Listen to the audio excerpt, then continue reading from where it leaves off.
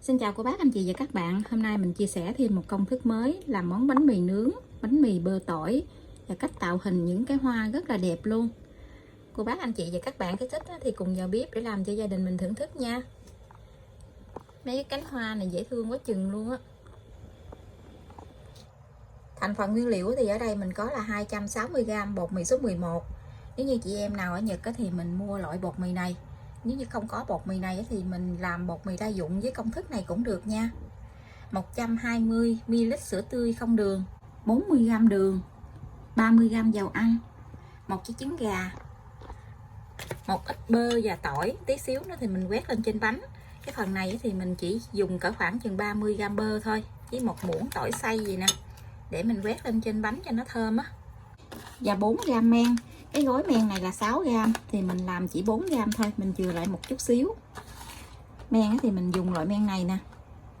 Và thêm một tí xíu siêu muối, khoảng nửa muỗng cà phê. Thành phần nguyên liệu thì mình sẽ để dưới đường mô tả để cho cô bác anh chị dễ tham khảo nha. Mình cho bột vào trong cái tô gì để mình dễ trộn. Cho đường vô luôn. Nửa muỗng cà phê muối. Cho men vô. Men này cái gói này tới 6g rồi, cho nên là mình chừa lại một chút. Mình trộn đều cái hỗn hợp này lại. Cho sữa tươi không đường vô luôn.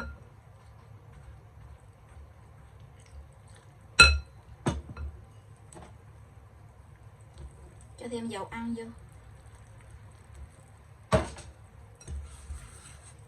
Mình trộn hết tất cả cái bột này lại thành một cái khối bột mịn nha.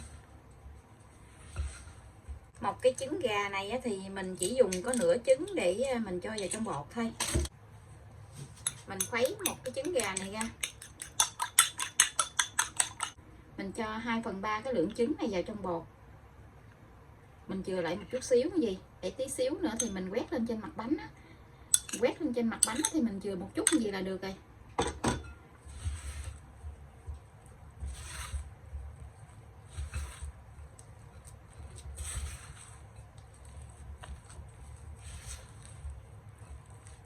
Mình cho bột này ra cái miếng chải để mình nhồi cho dễ một chút. Hôm nay thì mình nhồi bột bằng tay. Nếu như nhà cô bác có cái máy nhồi bột thì mình nhồi nó sẽ tiện hơn.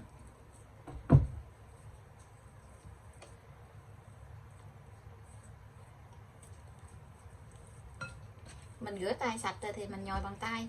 Nhồi bột này cũng dễ lắm. Nhồi khoảng chừng 7 phút tới 10 phút thì bột nó mịn này. Lúc đầu thì mình nhồi cái bột này hơi dính tay một chút xíu. Như cô bác anh chị không có quen nhồi cái bột nhão gì thì mình cho thêm tí xíu bột khô vô. Bột của mình nó nhão gì nè, tí nữa nở ra thì nó sẽ vừa tay. Và bánh của mình nó cũng mềm hơn. Khi mà mình làm bột khô quá thì cái bánh của mình khi nướng xong để nguội chút xíu nó dễ bị cứng, nó sẽ không có ngon. Mình chịu khó mình nhồi cái bột cho nó hơi nhão nhão tí xíu gì nè, thì cái bánh của mình nó sẽ ngon hơn á. Bột này cũng rất là dễ nhồi luôn. Cô bác mình lấy cái tay mình đẩy ra gì thì mình kéo lại, cái đẩy ra gì thì mình kéo lại. Nhiều chị em nói nhồi bột gì thấy ngán quá, làm biếng không nhồi. Chứ thật ra mình làm gì nè, mình nhồi thấy nó dễ á, thì mình xiên làm bánh lắm. Nếu như cô bác anh chị muốn cục bột của mình nó nở mạnh lên á, thì khi mà mình nhồi gì nè, thì mình kéo cái cục bột này ra, mình đánh cục bột xuống bàn, mình đập cái cục bột xuống bàn gì nè, đập xuống dưới bàn vài cái gì, thì mình nhồi tiếp tục thì mình đập xuống. Bột của mình nó mau dậy mau nở. Mình nhồi tới khi mình kéo cái miếng bột ra, mình nhìn thấy miếng bột nó mịn gì nè, vậy là được. Hôm nay thì cục bột này mình nhồi có 7 phút thôi. Mình xe tròn cái khối bột này lại, mình cho vô trong cái thau bột lúc nãy nè.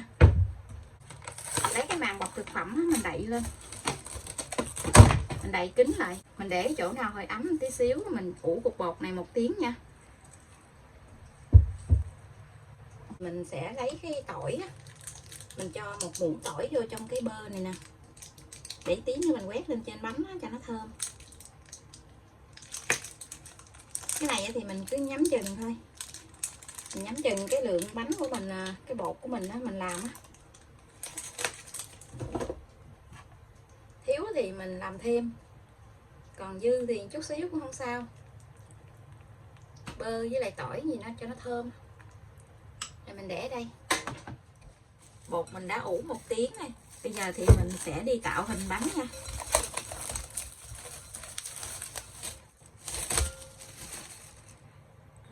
Nó nở lên rất là bự luôn.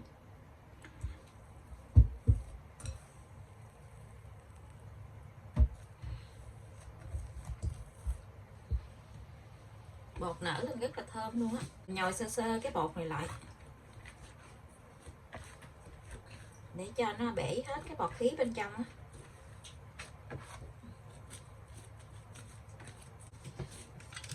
Mình chia cái bột này ra làm 4 phần nha. Nếu như cô bác làm cái bánh nhỏ thì mình chia ra làm 6.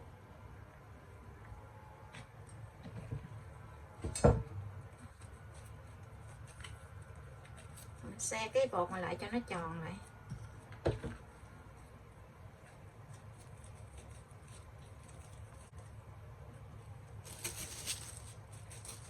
Nhà mình đậy lại để cái bột của mình nó không có bị khô á. Rồi mình sẽ tạo hình bánh. Mình cán cái bột này ra cho có hình tròn á. Mình cán cho mỏng khoảng 5 ly vậy.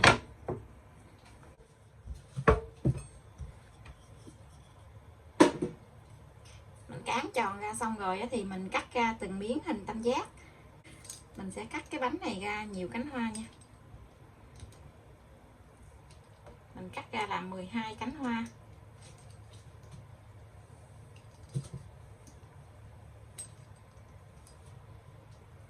Như vậy thì mình sẽ tạo ra được nhiều cánh hoa.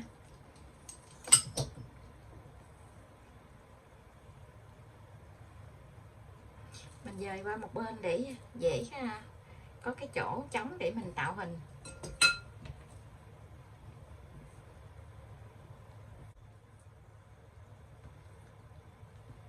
Giờ thì mình sẽ sắp lên những cái cánh hoa chồng với nhau.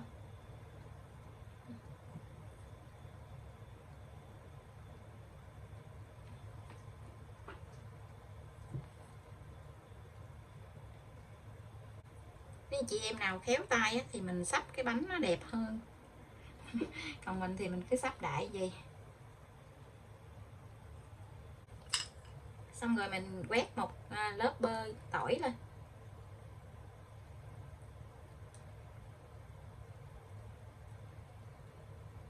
Mình thích nướng bánh mì có để bơ tỏi gì nè. Hôm nay mình làm cái bông cho nên nó là mình không có để hành. Để hành lên nữa thơm lắm. Sau đó thì mình cuốn lại. Cuốn tròn tròn lại vậy.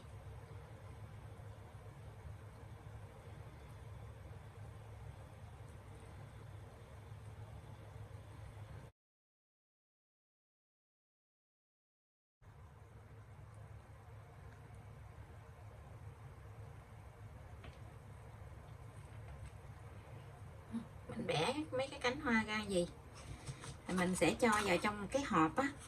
Cái hộp này là hộp nướng nè. Mình cho cái bánh vào trong cái hộp nướng. Để khi cái bánh nó nở ra thì nó không có bị rơi cái cánh xuống á.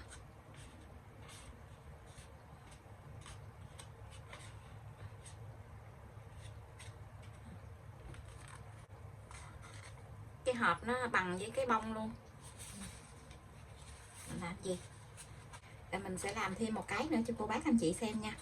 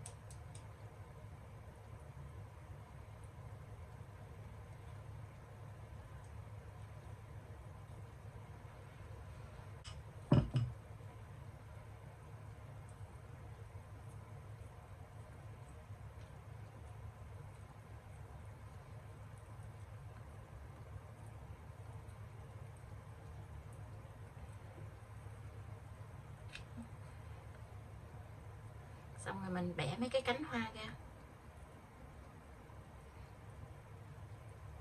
Mình cắt ít miếng á, thì ít cánh hoa, còn mình cắt nhiều miếng á, thì nó sẽ nhiều cái cánh hoa gì.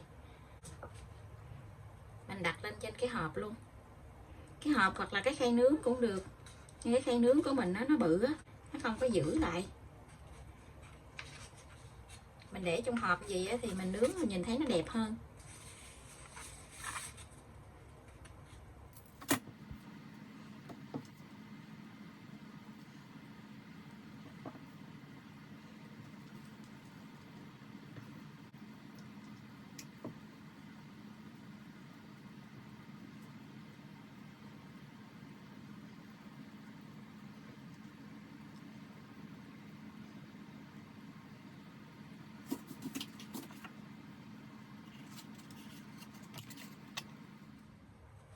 Mình đã làm xong 4 cái bánh,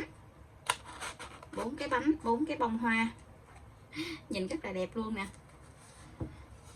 Mình sẽ ủ lần 2 thêm 20 phút nữa nha. Mình lấy cái màng bọc thực phẩm mình đậy kín lại.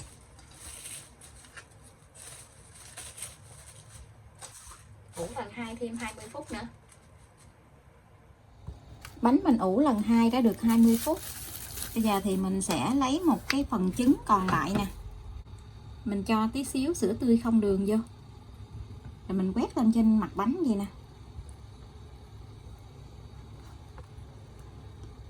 Cái cây cọ này lúc nãy mình quét bơ với lại tỏi á, cho nên nó còn dính trong này.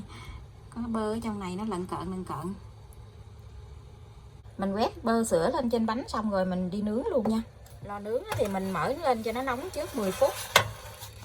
Lò nhà mình có 3 ngăn, mình nướng ở ngăn dưới luôn, là ngăn thứ 3 đó.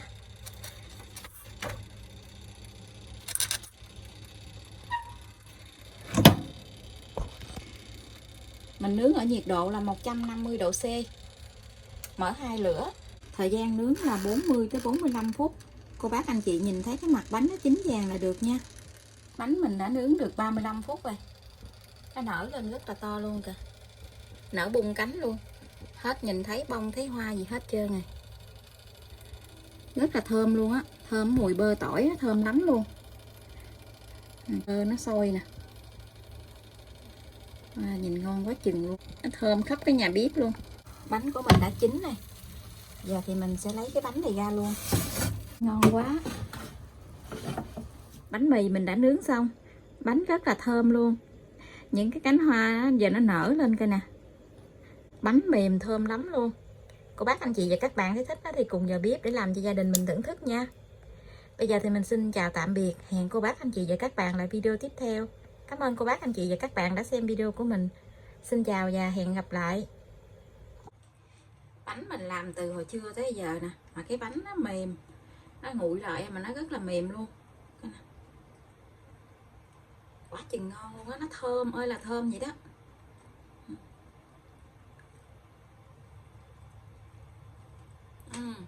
Rất là ngon luôn. Thơm cái mùi bơ tỏi á. Bánh nó có xới nè, nó dai dai, ở bên ngoài này thì giòn, thơm mùi bơ tỏi. Cái miếng bánh á, cái độ hơi ngọt nó cũng vừa ăn nữa. Ngon quá. Bánh này mình làm để ăn sáng là ngon nhất luôn. Sáng ăn cái bánh này thêm ly cà phê nữa là no tới trưa luôn á.